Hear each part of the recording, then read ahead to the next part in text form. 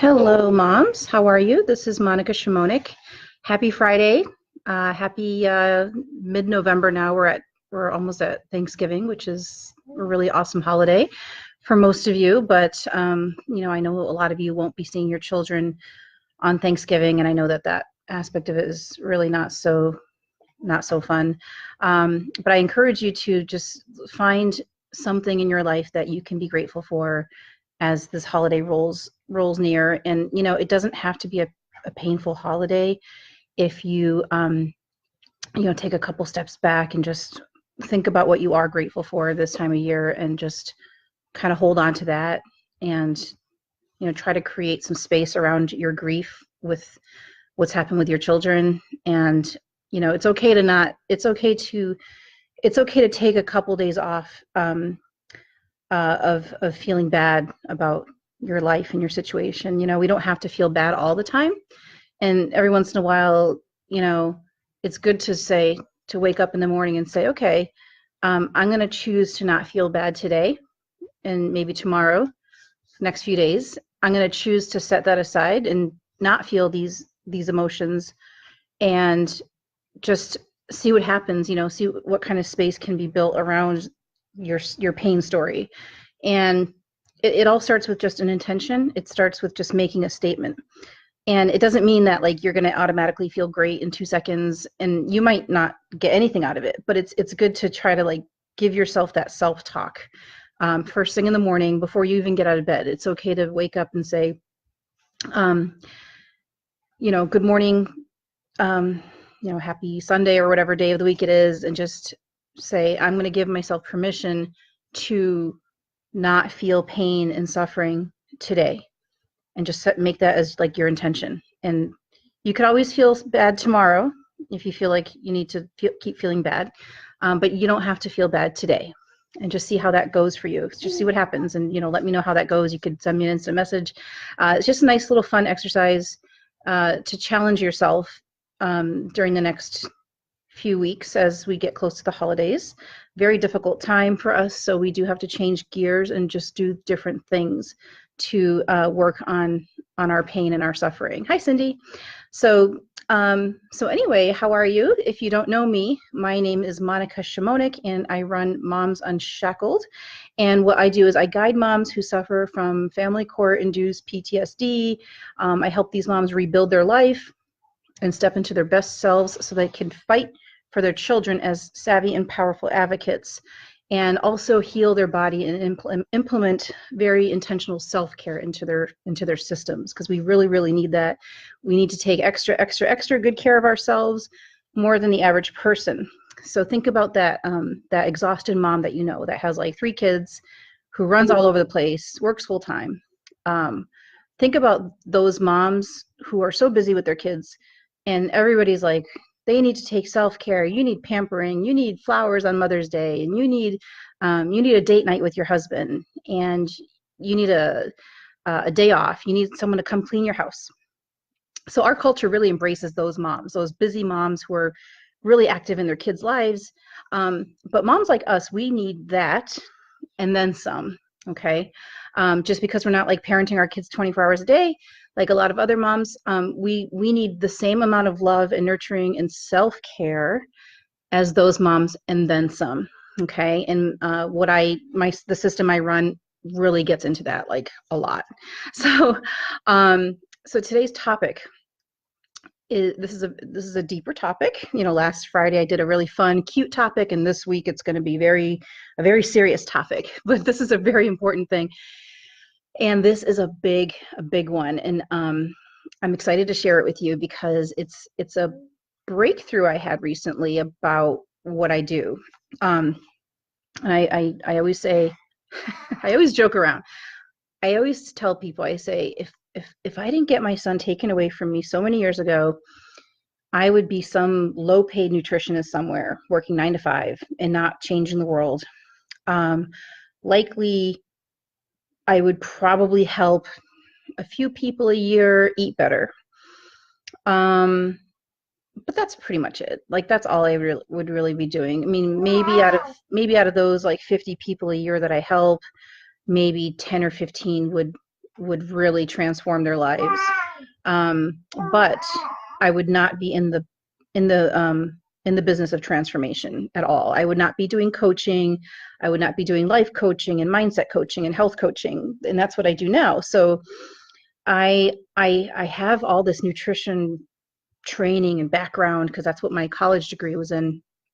But nutritionists, they do great work. You know, they create food guides, and especially for really sick people. Like if you've had half your intestines taken out, you definitely want a nutritionist working with you so that you could implement nutrition back into your life and not get sick. You know, you need special diets, and nutritionists are great with that.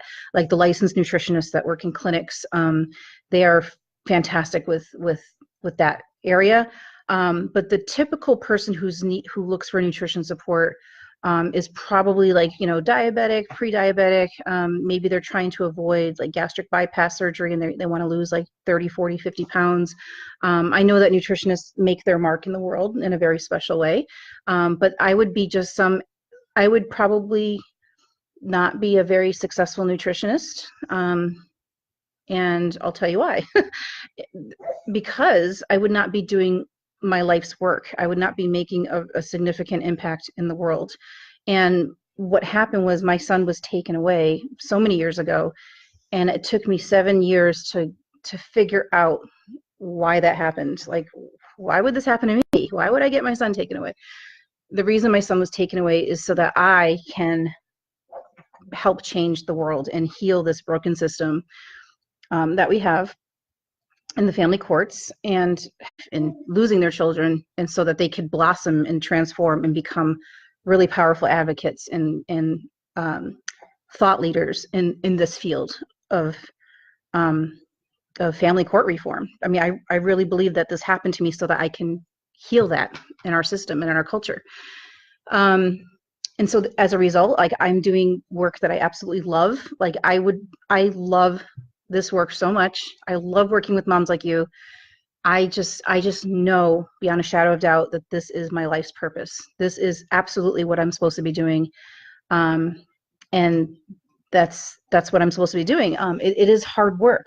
I mean, I'm constantly getting downloads where I'm like, oh my gosh, like I have to start teaching that now all the time, because I'm not healed completely. Like I'm still going through all this healing. Like I'm healed enough to like work and raise my 2 daughters and function and like take care of myself, but I'm not healed completely, because it's a lifelong process. Like you're never healed completely when you lose your child. So I'm still a work in progress. Like, you know, until the day my son comes back, I'm gonna still be not healed. So, and that's just all there is to it. But I'm healed as good as anybody can ever be healed. Okay, given the circumstances. So for that, I want to help moms like you get to where I'm at. And I don't want it to take 7 years for you to get to where I'm at. I want you to get to where I'm at in like 8 to 12 weeks. And that can happen. That's what I do. And that's the system I help put moms through. So anyway, this topic is, gosh, what would I call it? I don't even have a name for this topic. But what I want to talk about is that a lot of you have probably sought therapy services to deal with the pain and the grief and the abuse. You know, there's so many emotions. You know, you miss your kids so much, and then you're really mad that this happened to you because you didn't deserve it and you didn't ask for it. And then there's like confusion. Like you're confused because I'm sure you're spinning your wheels all the time. Like, well, how did this happen? How did this happen to me? What did I not do right? Did I say the wrong thing? Did I not file the right paper? Did my lawyer mess up? You know, what could I have done differently to not lose my kids in court? Because as you know, when a parent abuses their child or neglects them, and the child gets taken, it's obvious. It's like, oh, okay, I abused my child and my child was taken away. I get it. Like, it doesn't make it better, but at least it makes sense. But when you know that you didn't do anything wrong and your child was still taken, the confusion can be very overwhelming and very disempowering, and it prevents you from like really moving forward. Like it tends to keep you stuck.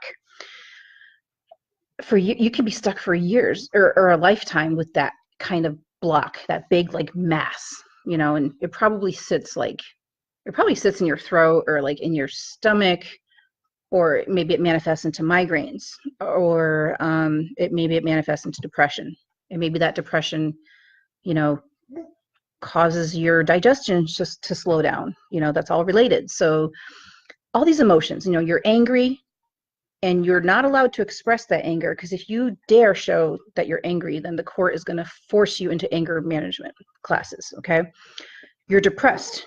You have been basically castrated. Okay, I call it female castration when your kids are taken away. You're depressed. You're missing like the most important people in your life, and you have this massive void in your life. So there's that, and then you have the confusion. The other emotions, I mean, you could have a lot of anxiety and a lot of fear. What are my kids thinking? What are my kids feeling? Do my kids go to bed at night wondering if I love them? What are other people telling my kids about me? Are they saying that I gave them up?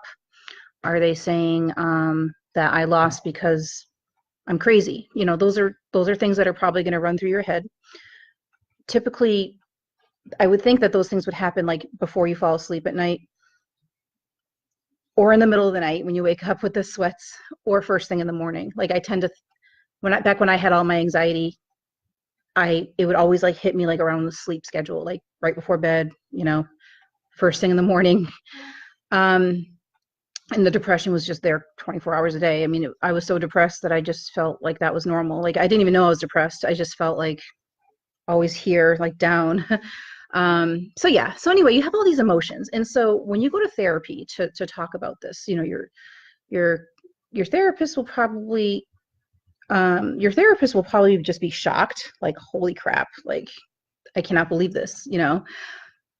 And so there's a lot of great therapists out there. The therapists, in my opinion, and I believe this is what Dr. Karen Huffer said, and unfortunately she passed away about 2 weeks ago.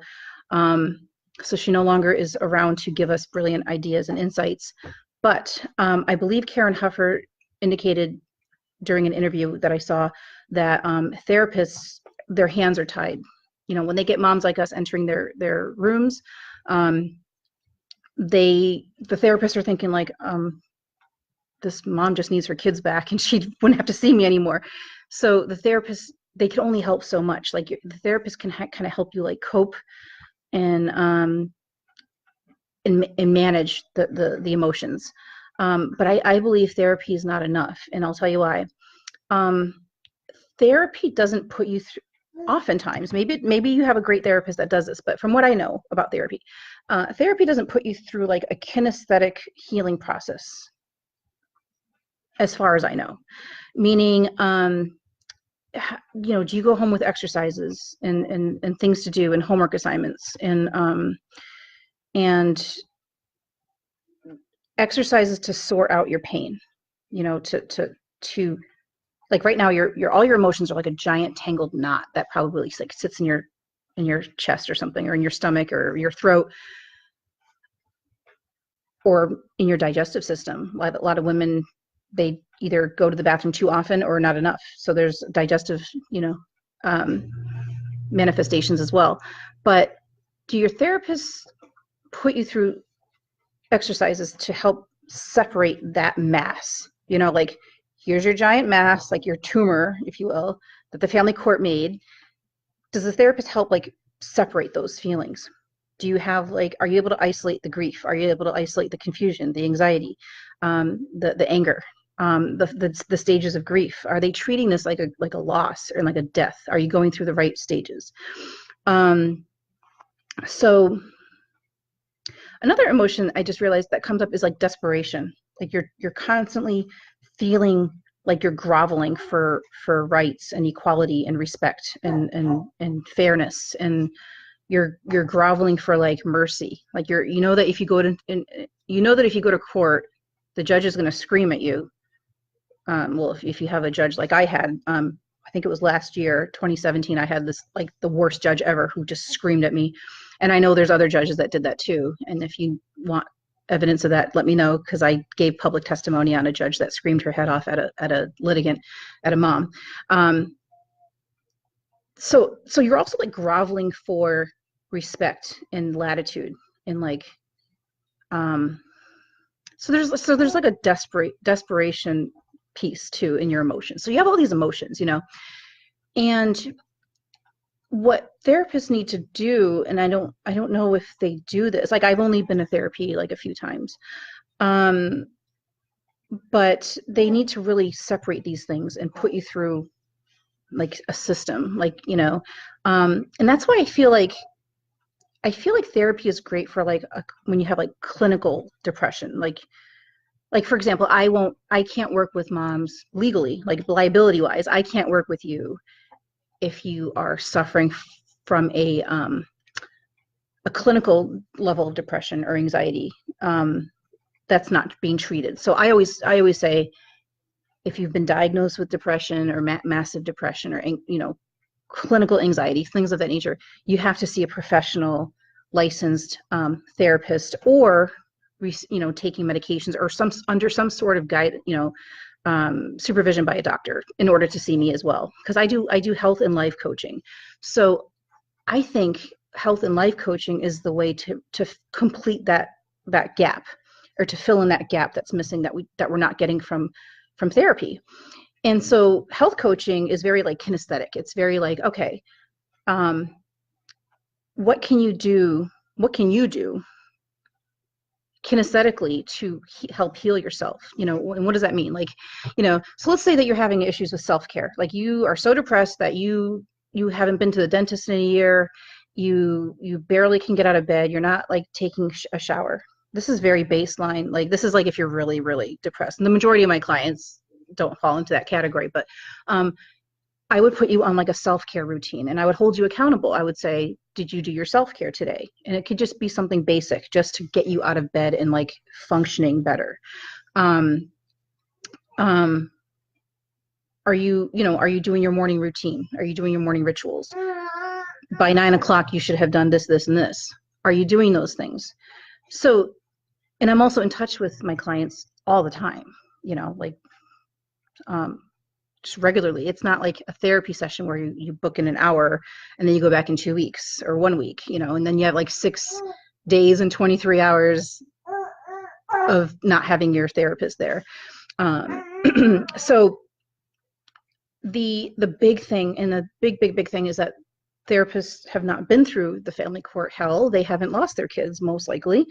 So they really can't relate on a molecular level what you're going through. They don't know those emotions. Like, I know those emotions very, very well. I'm very familiar with those emotions. So and I help moms figure out these weird circulating feelings. Like,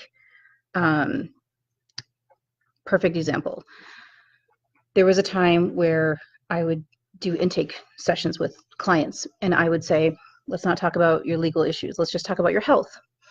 And sorry, that's not holistic. That wasn't me really being holistic enough for my clients, because I was cutting out that whole legal abuse piece. And that's a huge piece, because once you remove all that legal junk, like the bad things that the lawyer did and the bad things that the judge did, you're left with like, well, you know, I have all these health issues, you know. So you're really just a health coach at that point. And now I encourage you to embrace your legal abuse and your suffering, and just and purge it and like work through it, because that's a big piece. I mean, it's not just that you don't have your kids. That's not that's not the only thing making you suffer. You're suffering because you're being bullied by an entire industry that is worth like billions of dollars. And I'll give you kind of like a very simple example of what I'm talking about. Let's say that you are crossing the street on your way to the library to drop off a library book, and a giant sports car runs you down in the pedestrian walkway. Okay, you hit the button, it says walk, you're walking, minding your own business, and then a giant, a sports car. Their sports cars aren't giant; they're small. Sports car just comes barreling through the intersection, and you get hit really bad, 100-degree impact. And long story short, you wind up losing your ability to walk. Both your femurs were broken, and you lost like nerve.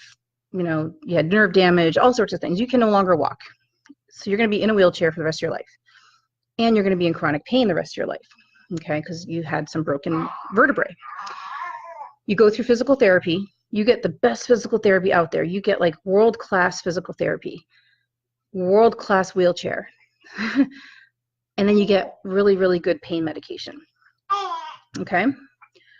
However, the police reports are shredded up, and they're put through a shredder. You find out that the guy that hit you, the police just sent him on his way.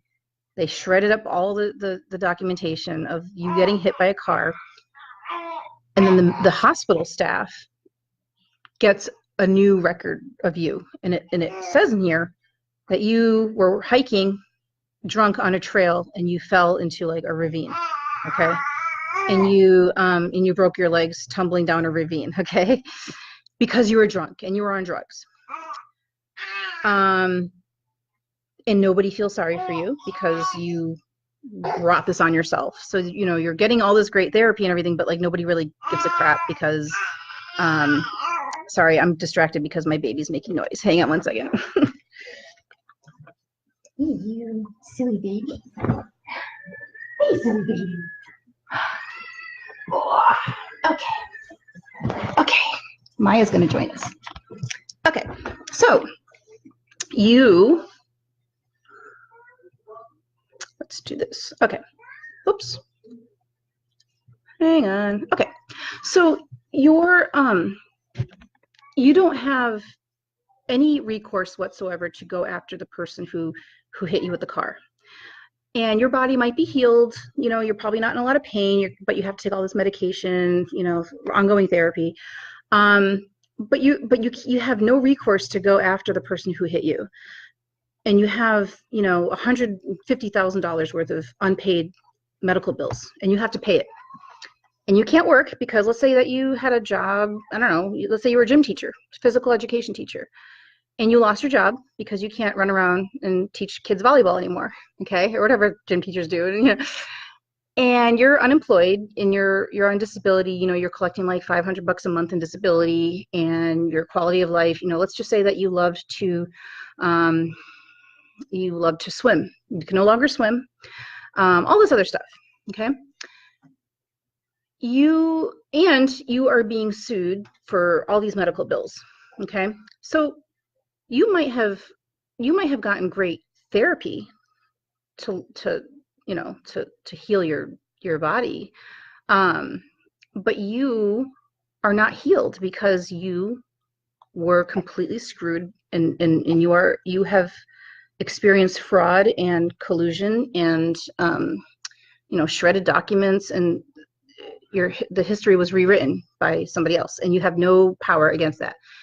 So that part of what happened to you is big. That's significant, and that has to be healed, okay?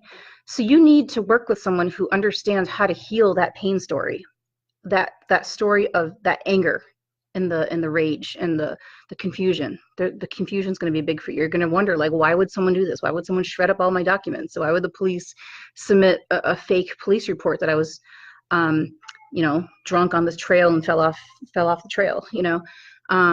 You're going to have to heal from the humiliation. That's another one. I forgot that one. You're going to have to heal from the humiliation of your neighbors and your family and stuff, talking about how you got in that accident, and it's going to go down in history. That gym teacher, got drunk and fell into a river and, lost her ability to walk. So you're going to have to go through a lot of healing and going, you have to process all these emotions, the confusion, the desperation, the humiliation. And you have to also rebuild your life to a different kind of normal. So you need like a new toolkit on your life forever, for the rest of your life. So who's gonna, can you get that from like an hour therapy session once a week? You kind of want to work with someone who's masterful at, sorry, my baby keeps kicking the computer.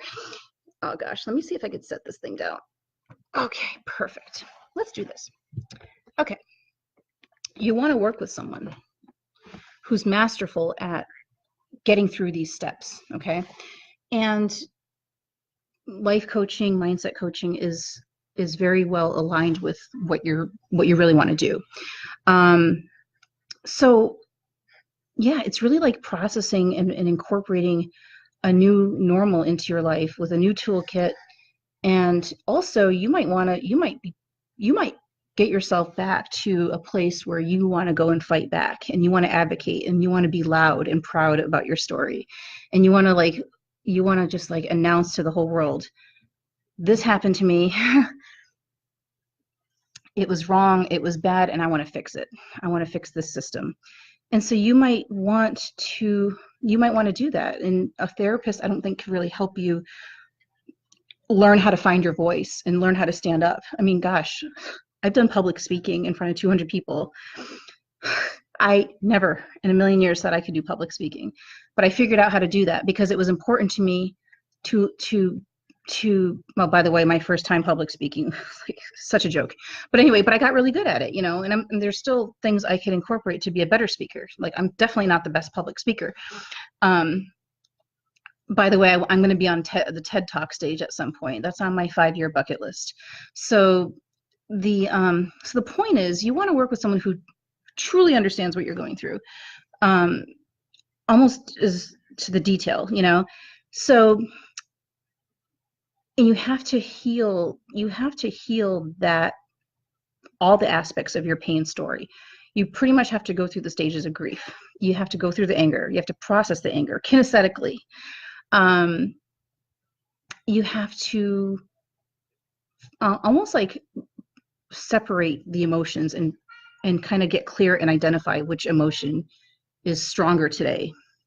Maybe some days you're going to be more anxious than normal. And so it's good to like kind of separate it and build space around these emotions. And what I mean by space is like, space is kind of an abstract term. It's building space around your emotions. It means kind of separating yourself from your emotions, just kind of letting your emotions kind of hang out here instead of like in your body. And that takes practice. It takes working with someone closely who could help you do that. It's really, really powerful work. So I'm going to be closing now. And again, Thanksgiving's coming up. I want you to just try giving yourself permission to wake up, even if it's just 2 days next week. Try to give yourself permission to wake up and say, I'm not going to feel like crap today because of what happened to my kids and me. And just see how that goes. It might work. It might not work, but at least you tried. And let me know how that goes. Like, send me a message on Facebook here and see how that goes. And if you want to kind of continue on this conversation about everything I just talked about, go to www.momsunshackled.com/free-consult. Okay. Again, momsunshackled.com/free-consult. Go ahead and give yourself an appointment in my calendar, and we'll just continue on this conversation and see if something like what I offer is the right fit for you. Okay, so I hope that you all have a great weekend, and yeah, let me know what you think about this live video in the comment section. Okay, we will see each other next Friday. Thank you so much. Bye-bye.